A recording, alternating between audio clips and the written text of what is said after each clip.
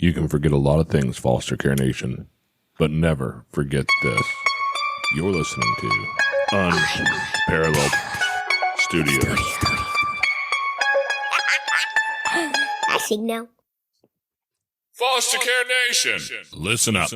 This is Foster Care and Unparalleled Journey. Strength for the powerless, courage for the fearful, hope and healing for wounded hearts.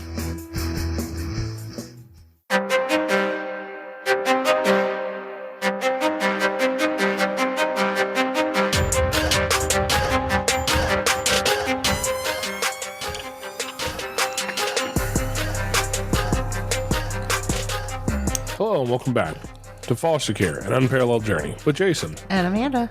And today we have Sandi Kwessel with us. Sandi is a very interesting individual. She has a whole lot of degrees, like a thermometer, and lived experiences and all kinds of great things. And that's why we're coming to talk to Sandi today, because she has stories and knowledge for us. How are you doing today, Sandi? I'm doing just fine, and I'm so glad to have this opportunity with you. Well, thank you so much for joining us today. Yeah, we're really grateful for your time. And, all those degrees are amazing, right? Like, it takes a lot to get, you've got special education and family, marriage, and child therapy. Special ed, elementary ed, and marriage and family. There we go. Yeah, that takes a lot of time, and I respect somebody who's willing to put in the time and energy to get that. But that lived experience that I saw you mention earlier, 30 years as a foster parent, is that what you said? Close to 30, yes. Oh my God! Like 3 will wear you down sometimes. Well, the children who used to come in my home were children for whom no other placements were available any longer because of the complexity and severity of their behaviors.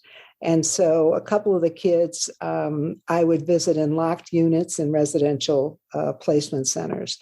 So they were pretty high-risk kids. So you're not talking... I felt like they deserved and needed a chance. So you're not talking about like baby girl over here that you can see on the screen that nobody else can, who's 4 months old and sweet and cute, and she gets angry and screams occasionally because she's hungry. I need to change a diaper. We're talking about kids with a wee bit more complicated backgrounds. Yeah, I had a child come to me at the age of 5 who had been in 10 placements in 2 years before he came to my home. Oh, wow! Now that's a lot of trauma. That's a lot of sad. Every time a child moves, that's another trauma. Yeah. So, I just have to ask, what drew you to these complex cases, these situations where kids really need more than just a little bit? So, I grew up in a home with an older brother. And my brother was 2 years older than I was. And from the time when he was very young, he had challenges. He had behaviors that could not be controlled. I lived in the home. I grew up in the same home. What would he have been diagnosed with today? He probably would have had 10 labels pasted on him at some point. I'm sure there were some organic things going on, but this was a lot of years ago, and the world wasn't really into understanding all the levels of what contributes to human behavior. So, and then one day our phone rang, and I picked it up, and the person at the other end of the phone was upset, out of control, never bothered to find out who they were talking to. And they proceeded to tell me that my brother had committed suicide. They used his name, but that he had committed suicide. And I was absolutely shocked, numb, traumatized. And I became physically ill because it was just so horrific, and ended up having to repeat my senior year in high school, although I'd already been accepted on early admission my junior year because my grades were so high. To a college, but that was okay, not at the time, but in hindsight, because I rebuilt my life. I went back and finished high school. I decided to go to another school in another state, Boston University, for my undergrad work, and began to rebuild my life one step at a time. Wow. So it sounds like you come from your own traumas. Yes, indeed. Yes, indeed. Now, I'm curious, if you had to just throw a guess, what are the labels do you think that your brother may have had put on him at that age? Knowing what you know now, obviously there's no diagnostics going on right here, but what sorts of things were you guys dealing with? There was a lot of aggressive behavior. There was no inner control of any kind of urges or strong feelings. They just got blasted out. And those gradually materialized into all kinds of behavior, which was not working on his behalf to be able to cope in the world. And nobody really knew how to control it or to help him to control it. And actually, his trauma turned out to be a gift to the world because somewhere along the way, I made a commitment that I was going to find answers for families that my family couldn't find. And that's exactly what I've done.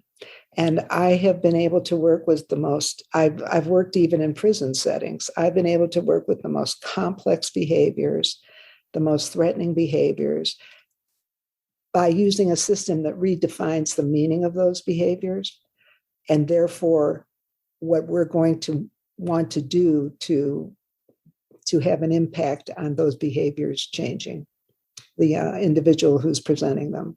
And so gradually, one step at a time, I created the Pillars for Success. And the first name of it was SOS for Parents, but it wasn't considered the SOS modern scream when you need help. It was a system of success for parents, although some parents referred to it as a system of survival. But the name engendered too many other meanings that I didn't want to be including. So we call it the Pillars for Success. And there are 9 main ideas that parents learn about. It's all put through strainers. There's no clinical language used. I've never worked with a frustrated, upset parent who's feeling bad about themselves, bad about their kid, who wants to be having vocabulary such as what you and I would hear in the DSM, the Diagnostic and Statistical Manual. So everything is in plain English. And I think it's not in the beginning, but over the years that I've been training, I have learned what families need and asked them for their feedback and honored it, considered it and honored it and made changes because the purpose of the training was to help them. Yeah, that sounds really useful because, when we first started into this, our deep clinical training was yeah, it was not much. That's for sure. Yeah, we didn't have much as far as like training from the get-go, other than just what Children's Division provided in their training before you become foster parents. And they give you they're trying to hand you like this idea that, hey, here's some things you might see. There's hard things here. And if you have a good class, they'll tell you a lot of that stuff and warn you about some of it. You'll be warned about things like you'll find kids hoarding food sometimes. And it won't make sense because there's plenty of food. Obviously, the pantry's full. There's food in the refrigerator. Why does this kid have like food rotting under the bed? And we, it was good to help us understand that that's a thing. There's a reason why we see some of that behavior. However, there's a lot of behaviors that, they quite frankly just can't go through the DSM and explain what, ADD, ADHD, ODD, RAD, like all the lists and acronyms. We can go on for days with acronyms with this stuff. And until you start to understand what some of that looks like and what you're going to think it is when you first see it, it's not terribly helpful. And that was been some of what we've had to deal with because we've had kids who showed up who's like, what do I do with this? This craziness right over here. I don't know how to handle that. And we had to learn the hard way. And so I love that you have a program designed around some plain English for parents, because if somebody tells you you need to help that child is obviously in an amygdala hijack and you need to re-regulate their emotions. Like we can say that in English. You can't control another person's behavior. You can't control their emotions, but you can set up the situation so that they learn and are empowered to control their own emotions. Yeah, because either is just not legal to use, right? But these are some of the, but I love it when you say things like that, because these are some of the things I begin to point out to parents. It's an entirely new perspective on behavior, on the meaning of behavior, and therefore what to do about the behavior. Yeah, it's really challenging when you first start this whole journey, because Yes. I'm certain to some degree we had this thought process in our hearts when we first started, and it's the same one so many parents have, and it's more or less, well, if you just show them love, Yeah, they'll understand. And I love that you laugh about that. Because love is not enough. No. It takes more. I mean, you need love. You need love, and you need to love yourself, and you need to love your children. But love does not fix everything. As a matter of fact, it doesn't fix almost anything. It can create a good environment, but it doesn't. Love is not much of a fixer. no. So I think that I have worked in just about every setting on planet Earth with children and families. I've worked in hospital settings. I've worked in residential treatment settings. I've worked in law, intentionally gotten jobs in as many settings, always searching for what is it that's missing here. I've worked in prison settings, you name it. And I think I've done it. I've directed day treatment centers myself. Just a lot of different things. Always searching, always asking myself, always learning from where I was, but also asking myself the question, what is missing here? Is there anything missing? And how could we reorganize the thoughts of the people who want to help these children in a way that would actually reflect what's going on with the kids? So in so many of these settings, it's about controlling the kids' behavior. It's about making sure everyone's safe, of course, but the safety is around behavior control. I don't know how many kids of yours are on medications. I think one of my kids, gosh, how many? I think he had about 8 medications. It was outrageous. I mean, he was all but totally stoned. He was still ambulatory, but, that was the way the world had worked with him and helped him control his behavior, was to numb him up. So always, always, always, during all of these years, I asked myself, what are we missing? What is going on? How could we begin to move forward with a new understanding and vision that would allow us to celebrate with the children in our lives rather than constantly be frustrated with the children in our lives? And sometimes, I don't know if it's happened in your setting, but sometimes these kids can threaten your physical safety. I mean, it's no joke.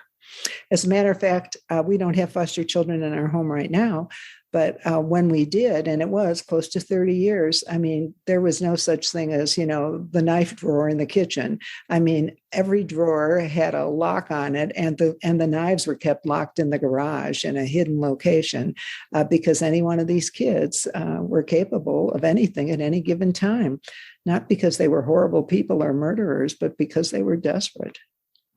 So what I came up with, and my goal through my secondary education, through my college education, through my research afterward, I was truly impressed with the systems that had been created. I was committed to learning what the lingo was, learning what the vocabulary was. And when I actually began to work out in the field, and actually after my brother died, the first thing I did that summer before I got sick was I volunteered at, I don't know if it's renamed now, but Chicago State Mental Hospital, and just worked with people there to begin. I had never had contact in a setting like that, but to begin to try to understand. Ultimately, what I concluded was, and this is important, in all the work that I have done, in all the families I have worked with, in all the settings where I have been overseeing staff trainings and things like that, I have discovered there are only 3 major reasons, not 103, 3 major reasons for that challenging and defiant behavior. They are basic human needs. The first one, and I call them the ABCs of challenging and defiant behavior. The first one is attention. There is nothing a human being will not do to be recognized. And believe me, if I can't get your attention positively, I sure know how to get it in ways that you can't avoid paying attention to me. The other is basic survival, the sense of safety, food to eat, feeling cared for, all of the basic survival needs, a place to sleep. And the third one is control and power. And again, there is nothing a human being will not do. And we're talking, talk about how we label 2-year-olds the terrible twos. That's control and power, even at that level. There's nothing a human being will not do to have a sense of control and power over his or her world.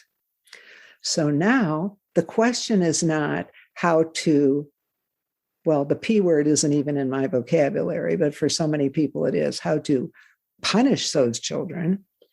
The key word is, how do you begin to understand what those behaviors are about, which one of those 3 or all of them woven together, or more than one in a given situation and more of the other in another situation, and what kind of skills can I help this child experience, my skills and his or her own skills, to get those needs satisfied. When a human being experiences those 3 basic needs in a way that helps them feel safe and secure in the world, and like they can understand where they fit into it, it's just amazing how behaviors can do a 180. I can't even, right now I'm working with a parent who I get referrals through agencies. I'm working with a parent who maybe 6-7 months ago, I met for the first time with her and her 8-year-old son. And right in front of the son, she burst into tears and she told me that she could not care for him any longer, that he was driving her nuts. She didn't intend to do, she just fell apart as she was telling her story. That relationship is reversed 180 degrees now. They are completely reunited emotionally. She knows her role, he knows her role, and they both know his role. And it's just amazing. And whenever she continues to have challenges, we go back to the rules and tools in our discussions. The rules and tools are the pillars for success, which is what empowers adults to help children get these needs met and analyze the situation so they understand and get the needs met in ways that are acceptable for everyone. You mentioned that punish word, and we as parents we have come a long way from the 1950s, which is where my parents grew up, and the model my parents used to raise us, and probably very close to the model that I originally started with when we first started having kids 20-something years ago, right? Mm-hmm. And, I look back and go, wow, it's amazing. We have not raised like several generations of psychopaths. And to some degree, we probably have created some of that. And it was, they stopped really, the word punishment really kind of fell out of popularity. And for a long time, it was discipline. And discipline is one of those interesting words that I'll take you back a little bit biblical on it, because it comes out of the word disciple, right? Mm-hmm. And last I checked, if you want to go ahead and read that book, that story from a couple thousand years ago, I don't remember reading any stories in the early Christian stories about like spanking being what discipline meant. Although that's what we use it to mean today, oftentimes. But it doesn't mean that at all. And so what would you say, like the idea of punishment, discipline, how do you see that? Because obviously there's times when a correction needs to be made. I'll share this quick story, because yesterday we had a wonderful, the things you hear as a parent sometimes, it just make you go, huh, what did I just hear? And one of my boys, I have two boys who are 6 and 8, and they are full boy, right? So they were in the middle of a karate fight, whatever. They're just horsing around. It wasn't viciousness, but they were just horsing around. And one of them stands up and kind of shakes his hand and goes, "Wow, his head hurts my hand." And I'm like, okay, yeah, let's talk. And so somewhere in that line, we're going to have to correct a little bit of that and be like, all right, hey, hang on, guys. We're getting a little wild here. Like the flying bicycle kick, it looks really cool on the video game. In real life, that's dangerous. Let's tone this down a bit, right? But there has to be some correction in life, and most of the time, it's not the playful stuff where we really need correction. But sometimes it is. So when you think about that, we all need to correct a behavior somewhere. How do you look at that? With that idea, starting from punishment to wherever we're at today in popular verbiage that we're allowed to politically correct say. But how would you look at that? My verbiage would not begin with how am I going to respond to it? Does this child need to be punished or corrected or whatever? My mind immediately goes to a place that says, what is going on with this child? What is this behavior indicating that is out of balance for this child? Is it the attention? Is it the basic survival kinds of needs? Is it the control and power? And very often it is the third one. It's usually most often the third one, because everybody wants to have a sense of power and control over their lives, even a toddler. So I go back not to assigning the reasons, but asking the question. And then, because I can't read the kid's mind, and then I will do what I can and teach parents to begin to see how they can work with their children in ways that help them feel empowered, that get these basic needs met. So, for instance, if a kid and that does not mean, there are many aspects to this training, many new concepts that I teach. And one of them is the concept of emotionally charged words. There are certain words that we use that trigger negative responses in children because they have heard them so frequently and they are related to negative interactions. And one of them I don't even say, when I teach it to families, I tell them, I'm going to say it to you once, but after that, we're just going to refer to it. You know how the word F-U-C-K, we talk about it as the F-bomb. So in this case, it's the C-bomb, and the word is consequences. When an adult uses the word consequences with a child, it immediately and easily triggers more rebellious behavior, more you can't tell me what to do behavior. So we don't have consequences. And there's a number, as I said, the training is very, very highly tailored to what many people don't recognize in interactions with their children in terms of the dynamics. And believe it or not, it's never just about a child's behavior. I teach parents many different concepts, but one of them is that it's always, always about an action, somebody's action, yours, another kid, the kid who's having the issue, an action, a reaction, and an interaction. So when a parent goes into a situation and sees, blah, blah, and blah behavior, it's right away what this kid is doing wrong. The way the parent responds to the child has a huge impact on where the conversation and where the next steps go with the kid. So everything that occurs, I teach a lot of universal principles like that. Not a lot, but enough for people to understand and be able to impact and change their interactions with their children. So the first thing that I explain to them in a situation like that is, and we learn it in the training, is this concept of action, reaction, and interaction. What happens between two people is never just about the behavior of one. So your kid can present some kind of a challenge. How you respond to it and what you do about it. Both. And then we talk about verbal and nonverbal messages. 90% of communication is nonverbal. Nonverbal. So no matter what you think you're saying to your kid, you are communicating in so many different ways with your body language, with your facial expression, all of it. So I'm teaching them principles, and after each one of the classes, I'm encouraging them to go home and pay attention to what's going on between them and their kid. And I tell them, if you see some of these things, don't feel like, oh, I can't let anyone know I've been messing up like this. It's absolutely a victory on your part that you are able to recognize it now.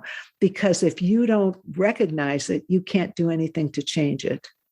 And so we take the subtleties of all the interactions and emotions between the parent and the child, and we talk about how to detect what's going on and then how to respond to it in a way that says, I'm going to help you get those needs met. Now, does that mean that remember, we're not going to use the C word anymore. Does that mean that, so in my world, we use the word outcomes. And the parents who work in the Pillars for Success learn the word outcomes. Totally neutral word.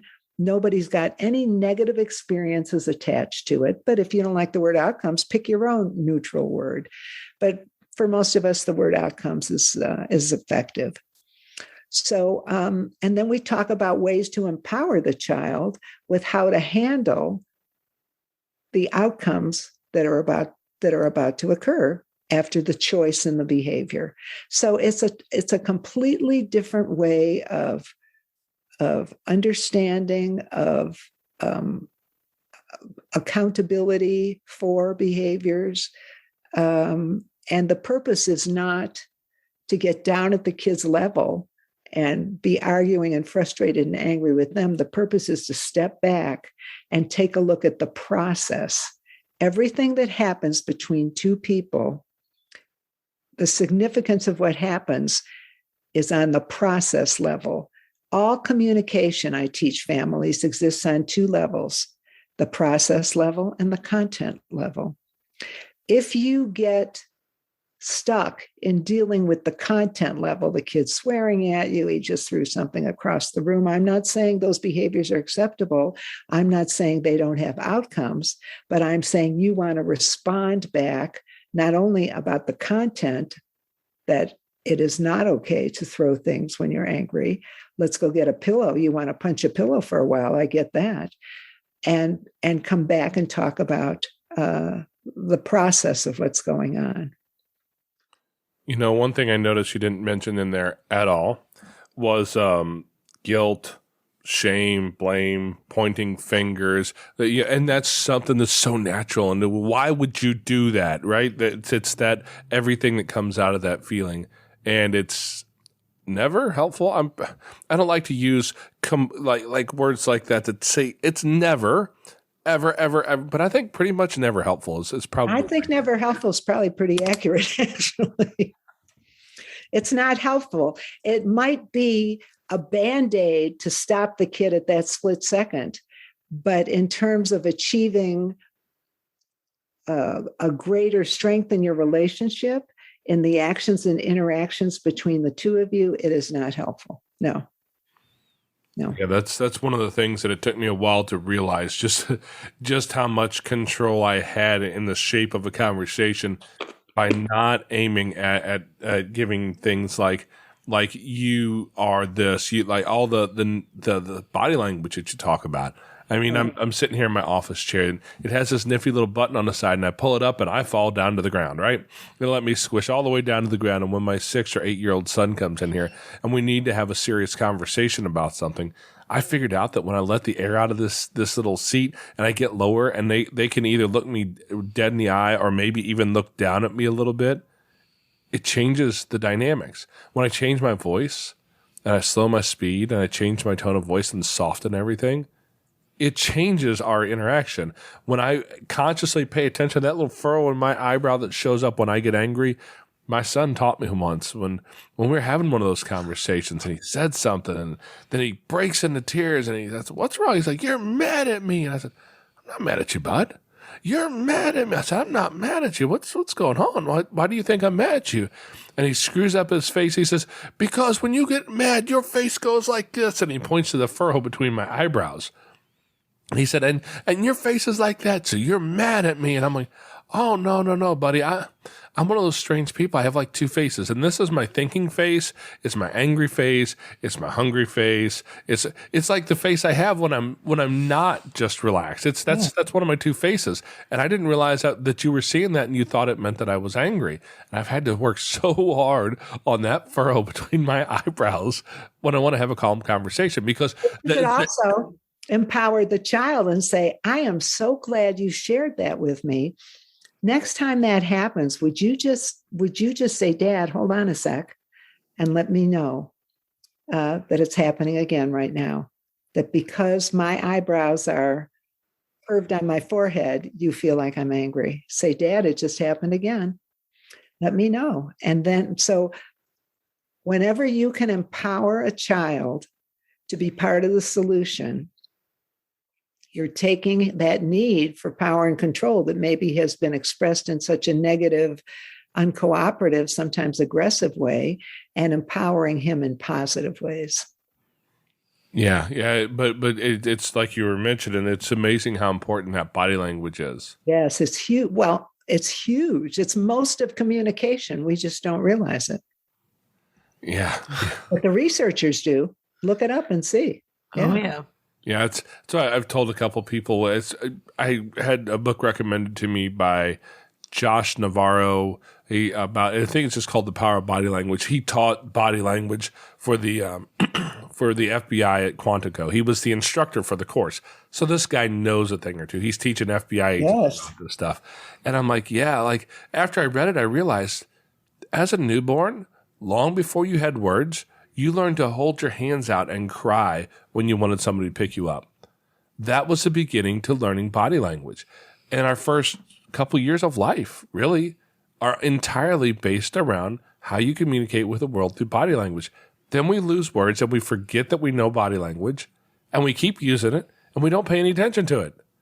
Imagine how much we are communicating to that little baby through our body language. Oh, yeah. It's incredible. Yeah.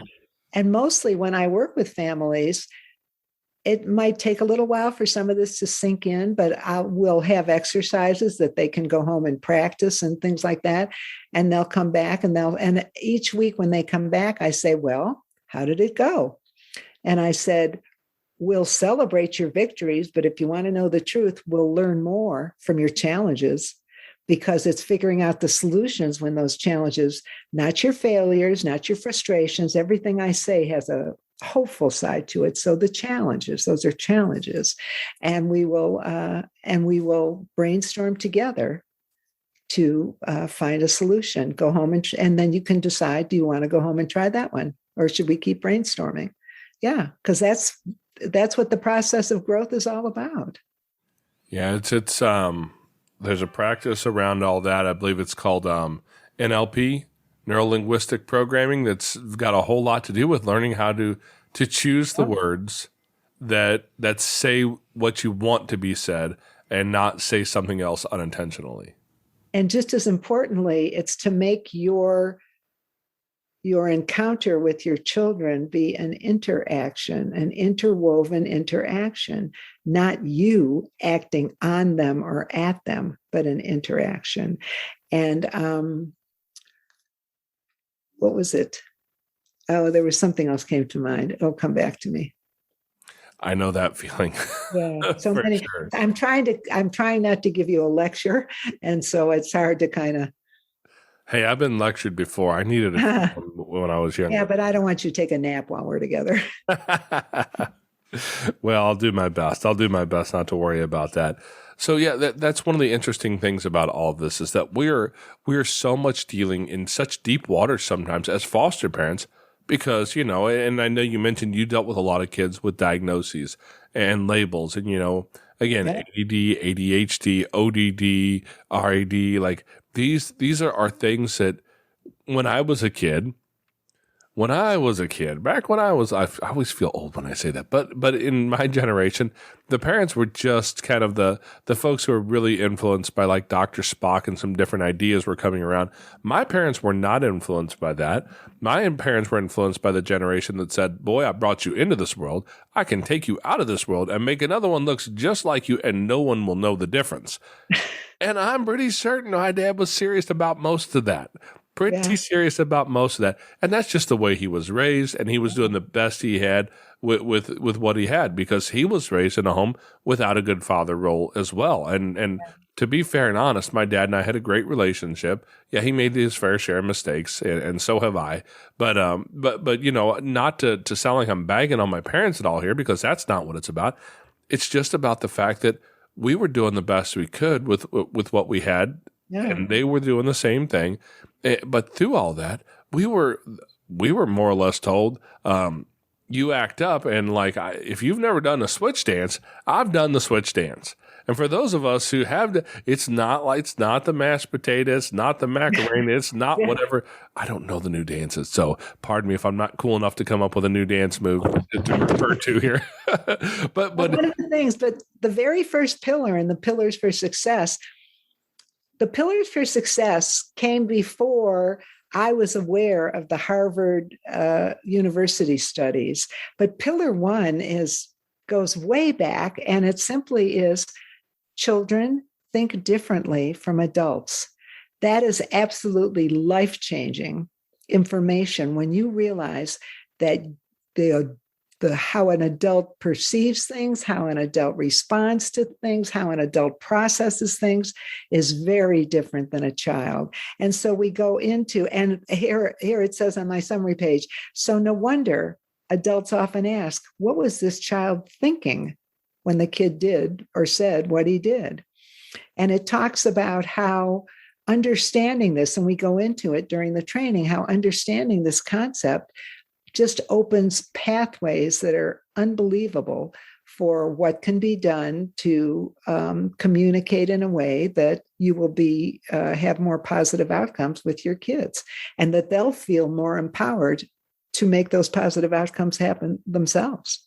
Well, let me throw this at you, because we've learned that in our journeys, because nobody was around to explain this to us. So we had to learn this through the school of hard knocks. I've got a forehead-shaped dent in my desk for a reason. You know, but as you learn these things and you figure out how to handle kids differently, I had an interaction with my youngest, and he doesn't have a diagnosis. I will tell you, he would be diagnosed ADHD by a professional in a heartbeat if we asked them to, for sure. He has his own special set of challenges, but I have to deal with him differently. I have to handle his meltdowns and breakouts and his craziness differently than the other kids, because they have different struggles.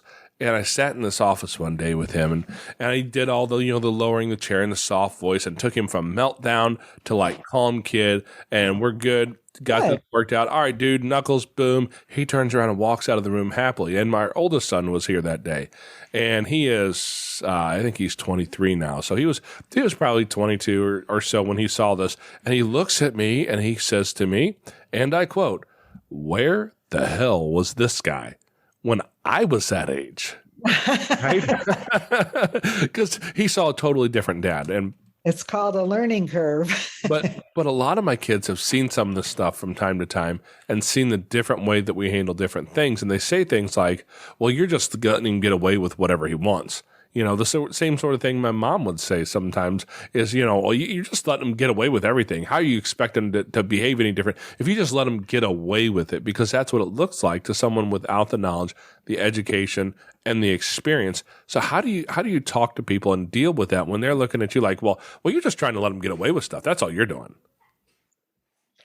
So when people would ask me a question like that, or make an assumption like that, I would say, well, let's take a look at what's going on here.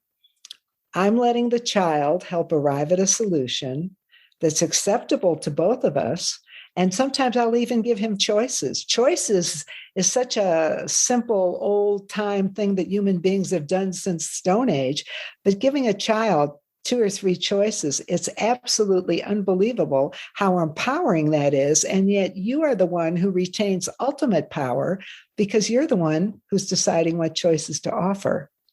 So, but the kid feels tremendously empowered. And let's just assume it's about cleaning your room or helping with the housework, or, you'd have to give me a specific situation. But let's say the kid refused or doesn't do it. And I might look at the kid and say, well, let's think about how we can get this organized. So, and I begin to give the kid choices. And I might say, so do you think that you would be able to start it now? Or what time do you think you could start it? Let's agree to a time when you think you could get in there and get the dishwasher emptied and, whatever the specific behaviors are that you're looking for. And then I might ask the kids, so do you want to set some kind of a timer or something on, let's say the kids have phones or whatever. Do you want to set something for yourself or do you want me to set it? And I can let you know when the time is up if you'll be too busy to, pay attention to that. And then I might say, would you like some, if a kid is being really oppositional repeatedly, I might look at the kid and say, would you like some help doing it? I'd be glad to help for a while, certainly. And I know there's many times when you've helped me when I've asked for it in some small ways. So yeah, absolutely. So I want you to think about those things. And let's start with, how are we going to know? So you said you're ready to start in 30 minutes. So how are we going to know when it's time to start in 30 minutes? Do you want me to let you know to remind you? Do you think you can do it? How about, so let's say the kid says, no, I can do it. I'll set my time, whatever, and I'll know. I'll say, okay. And then I'll set a timer too. And just in case something goes wacky with yours, I'll let you know when the time is up. And then you can decide then how you're feeling. If you want some help doing it, just let me know. Just say, hey, Mom, can you come in and work with me for a while to help me get started? And I'll say, sure, absolutely, I can do that. And by the way, sometimes I'll ask you to do that to help me too.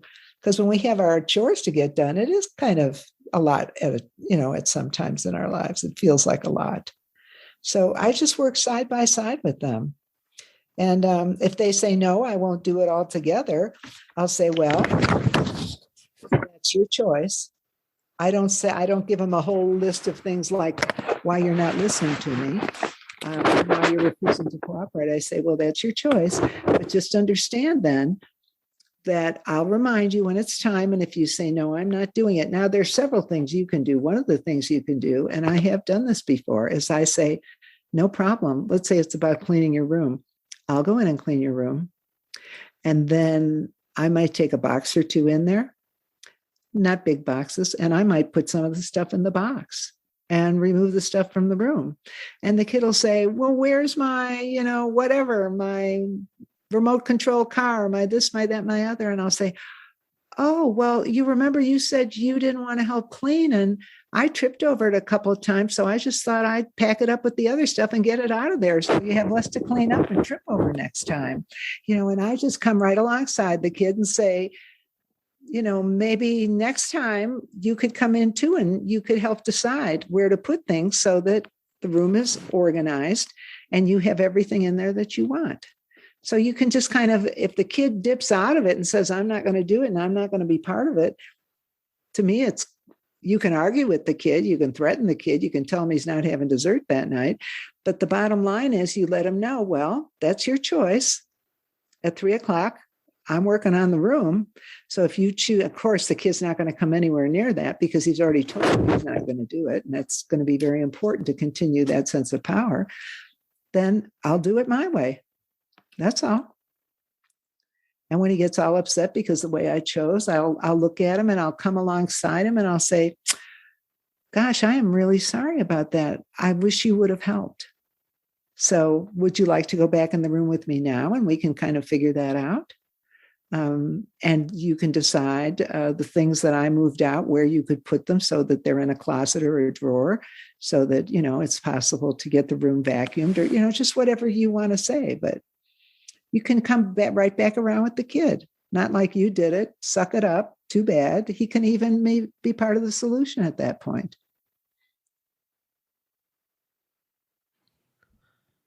Yeah, choices are so important because it gives control, and Yes, everybody wants a sense of control. Absolutely. That you're absolutely right.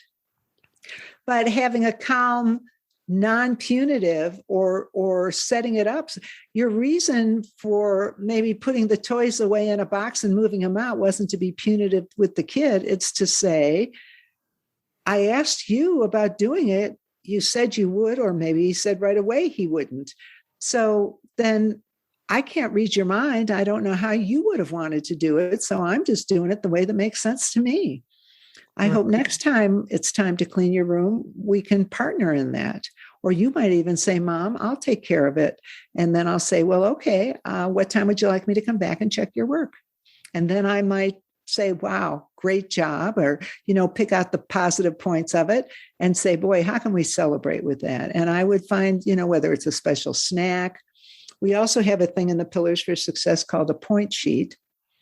And I don't know if you have, there's printed available through Amazon and other sources. There's the parenting book, Pillars for Success parenting book. Okay. Which is right here. Wow. I've never met a I'll have parent. to take a look at that.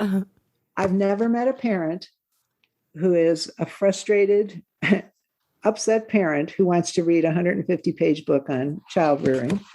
The Pillars for Success parenting book is including my story and everything else, and some statements from other testimonials from others professionals. The whole thing is 80 pages. It's about the size of a paperback, not much bigger.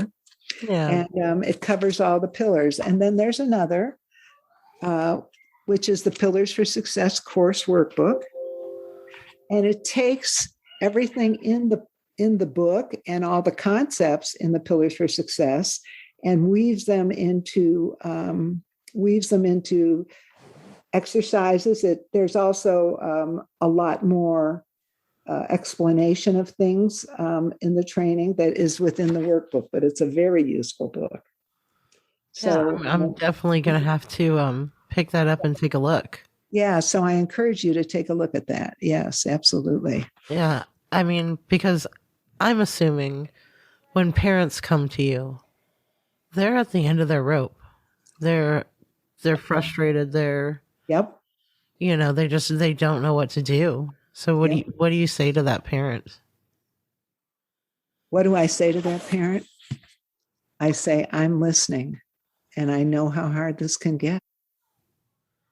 But yeah, I definitely want to take a look at your book, because we are struggling right now. We have a child that we're struggling with. We're doing counseling. We have a probation officer, and all sorts of things. So I think your book would be very helpful. And when you say you're doing counseling, you are as the adults, or it's a family thing, you with the kid, or how? So right now we have our own therapist for us. Mm-hmm. Each of our kids have their own counselor, and we are just beginning to start family counseling. Our child that we're having difficulties with, he's 16. He gets to make his decisions. I can't force it on him, but he has finally agreed to start back into counseling. And so I'm hoping that, that's a step. It's a big step for him to say that he's willing to go, so everybody has their own individual, but we are beginning to start family. Good. So yeah. What part I don't even know, where are you located? We're in Missouri. Yeah, we're about an hour west of St. Louis, out here in the woods a little bit. Oh, because if you were an hour away from me, I'd say I'll meet you halfway and let's try it with the kid. Oh, right. You still up in Massachusetts there? No, I'm in Colorado Springs. That's right. Colorado. Yeah, that's more than an hour away. Yeah, we're actually thinking about visiting Colorado this year. So, but the other thing, and if you feel it would be disruptive to your counseling, absolutely don't do it. But if you ever wanted just to have when I say 3-way, it would be a 4-way because of both of you, but you, me, and the kid, and begin to talk about things. I mean, in this day and age, there's nothing that replaces the interaction that goes on when people are all together in one room. But we've all had to learn to deal with compromises through this COVID nightmare. Oh, yes, very much so. Of what is it now, 2+ years? Yeah. So if ever it wouldn't be disruptive to your counseling and you would be interested in ever having a conversation with the four of us, just let me know. I think that would be great. We will probably take you up on that offer. Yeah. That or a bottle of ether. That would help too. But no, yeah. Children's Division says that is not allowed. That is not appropriate care. Yes, but I think every parent at some point has had that feeling. Even we get frustrated. Yeah, everybody does. Especially, that you mentioned earlier, that label around a terrible twos, and nobody really described that very well to us when we first started this whole kid thing. And it starts around 2 and it lasts for about 2 years, and it's such a challenge. And then by the time you get through the teenage years, you're like, oh my gosh, I miss the twos. Yeah. Oh, I know. He was just little then. Now he's bigger than I am. He just used to squawk then. Now he's swearing at me and throwing things, Yeah. Oh, yeah. Punching holes in the walls. And the thing is we have a lot of kids who come through from trauma places. And, they'd mentioned that to us. They were beginning to see trauma as a thing, but that was the extent of what they really knew when we first got into fostering. And understanding that trauma is a big deal and we need to treat it as such. And it requires a different approach. Well, and the thing is, we're talking foster care. So yeah, there's trauma. But the thing is people are really starting to realize that everyone has trauma. So this is what trauma. And I that's where I was heading. Please don't get overstimulated by some of these these words that have high point value, like trauma. I mean, we all have it. As I said, the kids who came to my home were off the charts, unbelievable. One of them, by the way, is now the director of an agency who works with children in foster care. Some of the kids that I had also had developmental issues, so a career like that would have been beyond their intellectual capacity. But this kid was very, very bright, and he's now part of an agency moving forward. So don't ever minimize the significance of it. Don't ever over accentuate the significance of it. All the trauma does is disrupt the basic needs of the child, most definitely, and brings him to a place where not only are the needs lopsided and very excessive and very frustrating because he can't get them met, but he also has so many secretive ways of getting, again, this sense of power and control in his life because the trauma did not allow that to develop. And so the survival and all of that is incredibly important. And you want to stay focused, not so much on being overwhelmed by what he's been through as being empowered by understanding what he's been through and how you can help him learn to compensate for that. If that makes sense. I would look at it, and I understand what the behaviors are. I have had them in my home. I know all about it. And I lived with them when I was very young with my brother. So I'm saying that you can minimize all of that if you will, so take a look at the workbook when you get a chance, take a look at the parenting book, and it asks you to completely take off these glasses and put on a whole new set of lenses as you're looking at everything that has to do with their behavior, their challenges, how that's affecting you, how the two of you are affecting one another, and based on all of that to say, how can we find some balance together? And let's figure it out. Because every time you do this, I'm not sure how to help you. And then we both get frustrated because that behavior is not acceptable to me. So what can we do next time? How can we figure this out? So, and especially a kid who's that old. What would you say, Bobby, next time you do whatever it is that you feel is not acceptable? What could you do differently that I could say, let's figure out a solution. What's going on with you at that point? Because I don't understand it. All I do is see the behavior. And, when you throw your backpack across the room and knock a chair over, that's not okay. I mean, I don't know what it is. I just made something up. So you begin to come alongside the kid and kind of figure out with him what can make this work. And then again, once you get the book and the workbook, take a look at the, you can go online. I don't know if you've been to the website, but I believe you can see the point sheets online, www.pillars4success.com.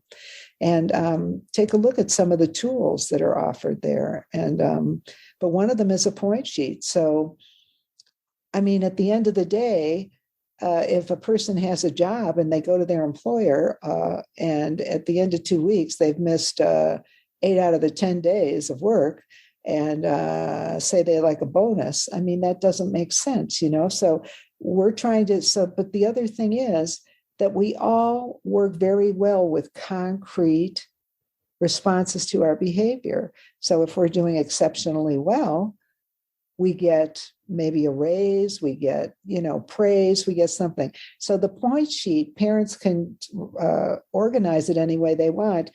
But what they do is, and they do it with the kid, they empower the kid so what are some of the things you need to work on? What are some of the behaviors? You don't want him to be polite. I don't know how to measure polite. What are the behaviors that would tell you that kid is polite? If he says, okay, I'm listening. So whenever I talk to you, would you finish that with, okay, I'm listening. So on the point sheet would be, when mom talks to me, I will respond with, I'm listening. And you mark down the behaviors you would like the child to do and the behaviors that he's willing to work on. And then you reward them for that. So in this day and age, everybody hasn't got those pennies, nickels, dimes, whatever. But that was, how the kids used to earn money in my house. They didn't get an allowance for breathing, and they could earn some very nice money. And even the kid who I just told you about, I'm seeing the kid and his mother. I have literally mailed this kid money and he's got a point sheet because she's very strapped financially. I mail the money, the rewards for the point sheet to him. And that's how we do it.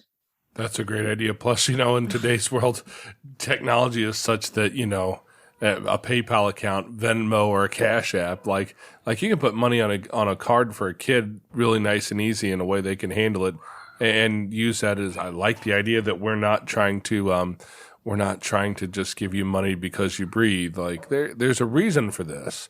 And then that's a reward system that most kids that I know appreciate when it comes down to the end of the day. Is kids all understand what money is for pretty quick, Yeah. But the other thing is you have to be consistent with it. You have to, if the kid gets upset because this, that, and the other.